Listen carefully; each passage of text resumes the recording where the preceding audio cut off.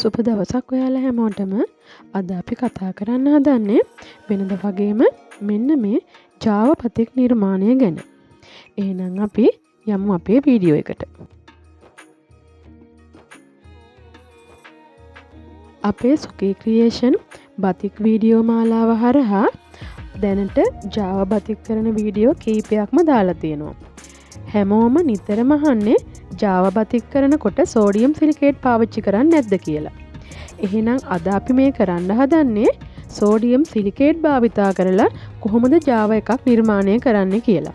මීට කලින් අපි අවස්ථා කීපයකදීම කියලා තියෙනවා සෝඩියම් සිලිකේට් භාවිතා කරන්නේ නැතුවත් Java බතික් කරන්න පුළුවන් කියලා. එහෙනම් අපි සෝඩියම් සිලිකේට් භාවිතා කරලා කොහොමද අපි මේ Java බතික් එක කරන්නේ කියලා බලමු. ඔයාලට දැන් පේනවා ඇති අපිට අවශ්‍ය නිර්මාණය අපි පැන්සලින් ඇඳගෙන ඊට පස්සේ ඒක වටේට ඉටි ලයින් ටික ඇඳ ගන්නවා. මෙතනදි මම ඉටි ලයින් ටික ඇඳ ගන්න පාවිච්චි කරේ කම්බි ටූල් එක.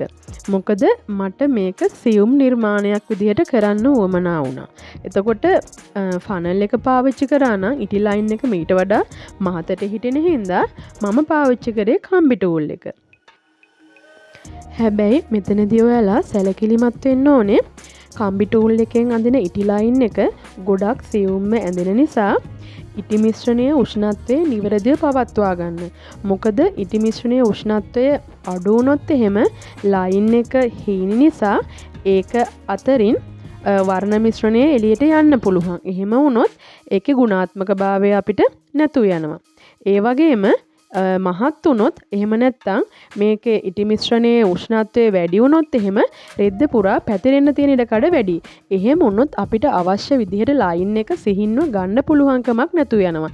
ඒ වගේම ඉටි මිශ්‍රණයේ උණු වීම වැඩි වුණොත් එහෙම ඒ අතරිනුත් වර්ණ මිශ්‍රණය එළියට යන්න පුළුවන්.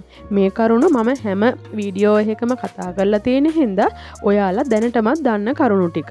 හැබැයි මම නැවතත් මතක් කළේ අලුතින් අපිත් එක්ක සම්බන්ධ වෙන ඔයාලා හැමෝටම දැනගන්නත් එක්ක. අලුතින් අපේ වීඩියෝ මාලාවත් එක්ක එකතු වෙන ඔයාලට කියන්නේ වීඩියෝව සබ්ස්ක්‍රයිබ් කරන්න. ඒත් එක්කම බෙල් අයිකන් එක ක්ලික් කරන්න. එතකොට ඔයාලට අපි අලුතින් දාන අලුත් වීඩියෝ ටික බලා ගන්න පුළුවන්කම තියෙනවා. ඒත් එක්කම ඔයාලට මතක් කරන්නම් අපි මේ වීඩියෝ මාලාව හරහා ඔයාලට ප්‍රායෝගික දැනුම ලබා දෙනවා වගේම න්‍යායාත්මක දැනුම ලබා දෙන්න අපි විසින් සකස් කරලා තියෙනවා බතික් පිළිබඳ සියලුම දැනුම ඇතුළත් වෙන විදිහට පොත් දෙකක්. ඔයාලට මේ තිරයේ දිස්වෙන දුරකථන අංකයට මැසේජ් එකක් ලබා දීමෙන් ඒ පිළිබඳව වැඩිදුර තොරතුරු ලබා ගන්න පුළුවන්. හරි, මම දැන් වීඩියෝ එක ගැන පොඩ්ඩක් කතා කරන්නම්. ඉටි රේඛා අඳින එක ගැන ඔයාලා හැමෝම දන්න හින්දා වර්ණ මිශ්‍රණයට යොදාගත්ත දේවල් මොනවද කියලා බලමු. අපි මේකෙදී සෝඩියම් සිලිකේට් සහ ජලය, ඩයි ඊට අමතරව ඔයාලට හොයාගන්න පුළුවන් නම් යූරියා ටිකකුත් මේකට එකතු කරන්න පුළුවන්. ඒකෙන් තව ටිකක් වැඩිපුර දීප්තියක් ලබා ගන්න පුළුවන්. මෙන්න මේ දේවල් එකට එකතු කරලා තමයි අපි ඉස්සරලාම වර්ණ මිශ්‍රණය හදාගන්නේ. ඊට පස්සේ මේ වර්ණ මිශ්‍රණයට කොටස් වෙන් කරගෙන ඔයාලට අවශ්‍ය ඩයි වර්ගය මේකේ කලවම් කරලා අවශ්‍ය විදිහට මේ රෙදිවල පින්සල් භාවිතයෙන් ගන්න පුළුවන්. එතකොට මම දැන් මේ පාවිච්චි කරලා තියෙන්නේ රියැක්ටිව් බ්‍රිලියන්ට් රෙඩ් කියන රතු වර්ණය සහ ටී බ්ලූ කියන වර්ණයන් දෙක. කොට දැනට මේ වීඩියෝ එකේ පේන්නේ ඔයාලට ඒ වර්ණයන් දෙක. එතකොට ඊට අමතරව මම මේකෙදී පාවිච්චි කරලා තියෙනවා yellow 3RF කියන වර්ණය. මොකද මම ඔයිට කලිනුත් ඔයාලට දැනුවත් කරලා තියෙනවා yellow වර්ණය ගන්නකොට yellow 4GL එකේ අපිට වර්ණය ටිකක් අඩුවෙන් හම්බ වෙන්නේ. ඒ හින්දා වර්ණයේ දීප්තිමත් භාවය වැඩි කරගන්න ඕන නිසායි මම yellow 3RF කියන වර්ණය පාවිච්චි කළේ. ඒකට මේකෙන් ලස්සන කහ පාටක් අපිට ගන්න පුළුවන්කම තියෙනවා. එතකොට මේ ඩිසයින් එකේදී ඊට අමතරව මම බ්‍රවුන් වර්ණයත් පාවිච්චි කළා. මොකද ශරීරයේ ගා ගන්න ඕන නිසා බ්‍රවුන් වර්ණය ඊටාම ස්වල්ප වශයෙන් මම භාවිතා කළේ. මෙතන මම කතා කළේ මම අරගත්තු වර්ණ ගැන විතරයි. එහෙම නැත්නම් ඔයාලට පුළුවන් ඔයාලා කැමති වර්ණයන් අරගෙන මේ වර්ණ මිශ්‍රණ හදාගෙන කැමති දෙයට නිර්මාණශීලීත්වය මත මේකේ වර්ණ ගන්වන්න. ඒක තීරණය වෙන්නේ ඔයාලගේ නිර්මාණශීලී බව අනුව තමයි. මේ වගේ Java නිර්මාණයක් ඔයාලගේ සාරියක ඉදිරිපස පල්ලුවට හෝ එහෙම නැත්නම් සැරසිල්ලක් විදිහට පාවිච්චි කරන්න පුළුවන්. ඒ වගේම කියන්න ඕනේ මේකේ ඔයාලා ඩයි මිශ්‍ර කරන ප්‍රමාණය මත වර්ණයේ දීප්තිය ඉස්මතු වෙන්න පුළුවන්. අඩු ප්‍රමාණයක් ගන්නව නම් අඩු දීප්තියකුත් වැඩි ඩයි ප්‍රමාණයක් ගන්නව නම් වැඩි දීප්තියකුත් ඔයාලට ලබා ගන්න පුළුවන්. මම මුලින් සඳහන් කළා වගේම Java නිර්මාණ කරන්න ක්‍රම කීපයක් තියෙනවා. වඩාත් හොඳයි ඔයාලා ඔය ක්‍රම කීපෙම පොඩ්ඩක් අත්හදා බලලා ඔයාලට ගැළපෙන සහ ඔයාලා වඩාත් කැමති ක්‍රමයෙන් Java බතික් නිර්මාණ කරගෙන යනවා.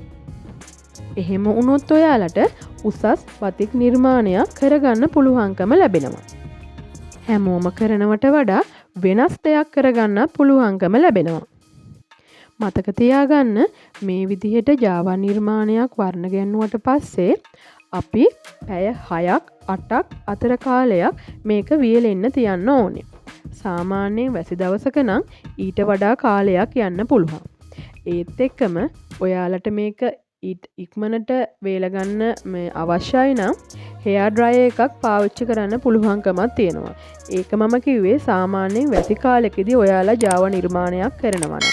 එහෙම නැත්නම් සාමාන්‍යයෙන් පැය 6ක් 8ක් විතර වගේ තිබ්බහම අපිට මේක වර්ණ මිශ්‍රණය හොඳට වියලි තත්ත්වයෙන් ගන්න පුළුවන්කම තියෙනවා. දැන් මම ඔයාලට පෙන්නන්නම් මේ විදිහට Java නිර්මාණය වර්ණ ගන්නව ගත්තු අපේ පැය 6කට පස්සේ මෙන්න මේ විදිහටයි වියලි තත්ත්වයෙන් අපි මේ නිර්මාණය අපේ ඉතුරු ක්‍රියාවලිය සඳහා යොදාගත්තේ. මේකෙදි මම නම් මේ නිර්මාණයට වටේට පසුබිම් වර්ණයක් යොදා ගන්න තමා තීරණය කළේ. එහෙම නැත්නම් ඔයාලට සුදු පසුබිම තියෙනවා නම් කිසි ප්‍රශ්නයක් නැහැ.